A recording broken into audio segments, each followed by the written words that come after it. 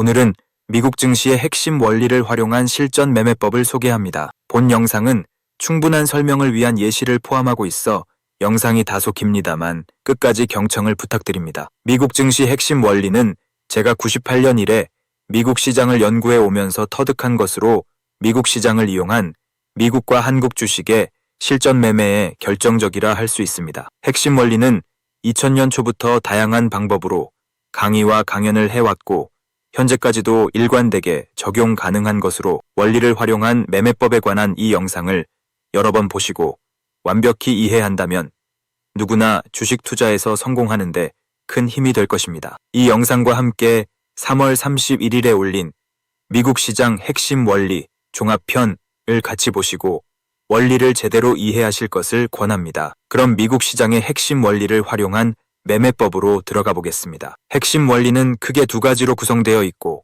하나는 미국 시장의 중심은 나스닥입니다. 미국 시장의 중심이 나스닥이라고 보는 이유는 세 가지가 있는데 이유에 앞서 나스닥이 미국의 중심이 된 시기는 2000년 전후로 거슬러 올라가는데 90년대 닷컴 붐이 일면서 2000년 전후 나스닥의 대형주인 인텔과 시스코 시스템, 마이크로소프트 등이 미국 시장의 시가총액 상위로 부상하게 되었고 나스닥의 부상으로 2000년 전후 한국 시장에서 삼성전자나 SK텔레콤 같은 기술주와 코스닥의 붐이 일었던 시기와 일치합니다. 미국 시장의 중심이 나스닥이라 보는 이유는 다시 세 가지로 구성되는데 첫째 이유는 상승할 때나 하락할 때 나스닥의 등락이 가장 크기 때문으로 매매와 연결해보면 나스닥의 등락이 커야 함에도 그렇지 않을 때 매매의 기회가 옵니다. 이걸 추세로 구분할 수 있으며 상승 추세에도 지수가 하락할 수 있는데 나스닥이 가장 작게 하락했다면 이때는 상승 추세가 강하다는 것이고 이때는 빠르면 다음 날부터 다시 상승한다는 점에서 적극 매수의 관점으로 시장을 대해야 한다는 것이고 실제로도 상승 추세에 조정은 매수 관점이 맞기도 하고 특히 이런 조건에서 즉시 매수해도 바로 수익으로 연결됩니다. 다음으로 하락 추세에 지수가 상승할 수 있는데 나스닥이 가장 작게 상승했다면 역시 반등의 힘이 약하다는 것입니다. 따라서 이때 매도 관점으로 볼 수 있다는 것이고 다만 하락 추세는 반등도 큰 경우가 많아 하락 추세의 반등은 즉시 매도보다는 고점 매도가 유리하다는 게 상승 추세에서 하락 시 즉시 매수와 다른 점입니다. 특수한 사례로 긴급 금리 인하 시 예외 없이 주가가 급락했는데 08년 1월 22일처럼 나스닥의 하락률이 다우보다 크다면 바닥이 멀다는 것이고 20년 3월 16일처럼 나스닥의 하락률이 작다면 바닥이 가깝다는 신호로 읽고 하락 구간을 매수 준비 구간으로 인식하면 됩니다. 미국 시장의 중심은 나스닥의 둘째 이유는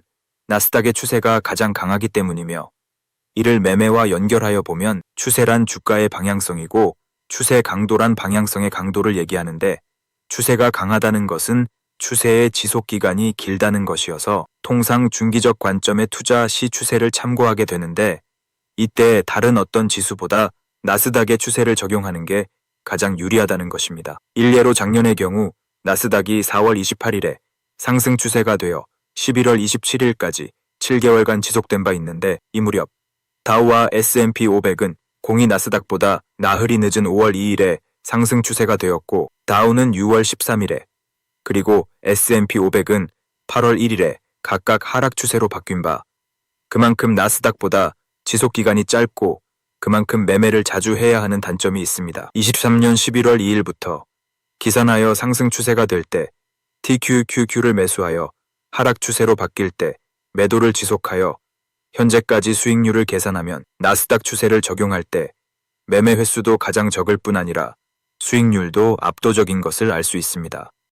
2016년부터 나스닥 추세로 TQQQ를 매매해왔다면 누적 수익률이 3000%가 넘을 정도로 이 단순한 방법도 엄청난 수익을 줍니다. 미국 시장의 중심은 나스닥의 셋째 이유는 나스닥의 고저가 가장 늦게 오기 때문이고 그만큼 나스닥이 시장을 주도하는 것을 알 수 있습니다. 나스닥이 시장의 중심으로 부상한 2000년 이후는 물론 90년대 이후로도 다우와 나스닥의 고저를 비교하면 단 한 번의 예외 없이 나스닥의 고저가 늦게 오는 것을 볼 수 있습니다. 따라서 나스닥의 고저가가 일찍 온 경우 이때의 고저가가 진정한 고저가가 아니라는 것이어서 상승장이든 하락장이든 나스닥이 새로운 고저가를 찍을 때라야 장이 마무리될 수 있는 것입니다. 최근의 상황을 보면 나스닥의 고가가 25년 10월 29일이고 다우의 고가가 금년 2월 10일이어서 현재의 하락 국면이 대세 하락 국면이 아니란 것이 됩니다. 이상으로 미국 시장의 중심은 나스닥이란 사실을 명심하고 투자에 성공하려면 이에 맞춘 매매 대응이 절실히 요구됩니다. 크게 핵심 원리의 두 번째는 주가운동 3법칙이고 주가운동 3법칙이야말로 미국만의 독특한 운동 법칙이라 할 수 있습니다. 주가운동 3법칙 중 첫째는 추세 우위의 법칙으로 이 법칙은 재료보다 추세가 우위에 있다는 것입니다. 투자자들은 흔히 재료를 중시하는 경향이 있지만 재료가 중요한 게 아니라 추세가 훨씬 중요하다는 겁니다. 단적으로 금리를 예를 들어 흔히 금리 인하를 호재로 생각하지만 상승 추세엔 호재가 맞지만 하락 추세에서는 급락이 자주 나올 정도로 오히려 악재가 된다는 것. 결국은 재료보다 추세가 중요하다는 사실을 과거의 주가가 입증한다는 겁니다. 실적 발표 시도 금리와 비슷하게 적용됩니다. 즉, 실적을 좋게 발표하더라도 하락 추세라면 시겐 상승하지만 종가는 음봉으로 마감할 가능성이 높아지고 반대로 실적이 안 좋았더라도 상승 추세엔 시겐 하락하더라도 역시 종가는 양봉으로 마감할 가능성이 높아지게 되어 결국 주가가 추세를 반영하게 된다는 것으로 재료에 흥분하여 매매해선 안 된다는 겁니다. 단적으로 작년 11월 19일 마감 후 발표한 엔비디아의 호실적으로 시간 외에서 주가가 급등하였고 당일 아시아 시장도 급등하였으나 당일의 본 채널에서 주식 매도를 추천할 수 있었던 이유는 다름 아닌 추세 때문이었고 실제 이날 밤 나스닥이 시겐 급등했으나 종가는 급락으로 마감, 이길 코스피가 마이너스 3.0% 이상 급락하였고 아시아가 동반 급락 마감했음은 주지의 사실입니다. 주가운동 3법칙 중 둘째는 강도 중요성 법칙입니다. 추세 우위의 법칙에 따라 어떤 재료에 대해 상승 추세에는 주가가 상승으로 반응해야 하고 하락 추세에는 하락 방향으로 반응해야 하는데 이 원칙에 어긋나면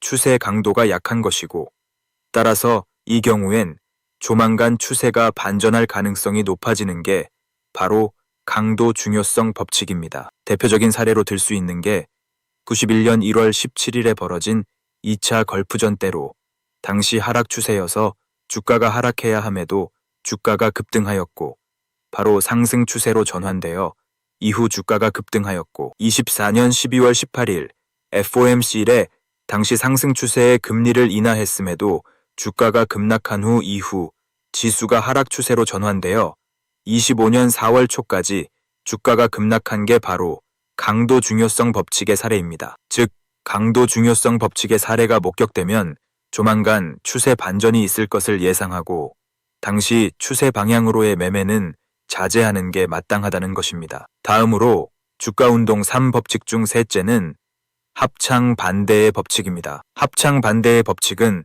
금년 들어 자주 목격하게 되는데 이런 이유로 최근 채널 이름도 기존 미국 주식 절대 법칙에서 합창 반대 투자연구소로 개칭한 바 있습니다. 합창 반대의 법칙이란 아시아, 특히 한국, 일본, 대만의 3개국 시장이 합창하듯 한 방향으로 과하게 움직이게 되는 날 미국은 반대로 간다는 법칙입니다. 물론 아시아 시장과 달리 미국이 반대로 움직이는 이유는 미국 시장이 워낙 큰 시장이어서 다른 시장의 영향에서 자유롭다는 것도 있고 당일 아시아의 등락 방향이 미국의 추세에 반하는 경우가 많으며 결과적으로 미국 시장의 방향을 오독하는데 가장 큰 이유가 있습니다. 이 사례는 너무나 많으며 즉시적 매매 대응이 가능하다는데 이 법칙에 이점이 있습니다. 어떤 재료가 나오면 아시아 시장은 재료를 표피적으로 해석하여 과하게 반응하게 되는데 미국 시장은 재료에 대한 해석이 아시아와 다르기도 하고 특히 미국은 추세 우위의 법칙에 따라 재료에 대한 반응이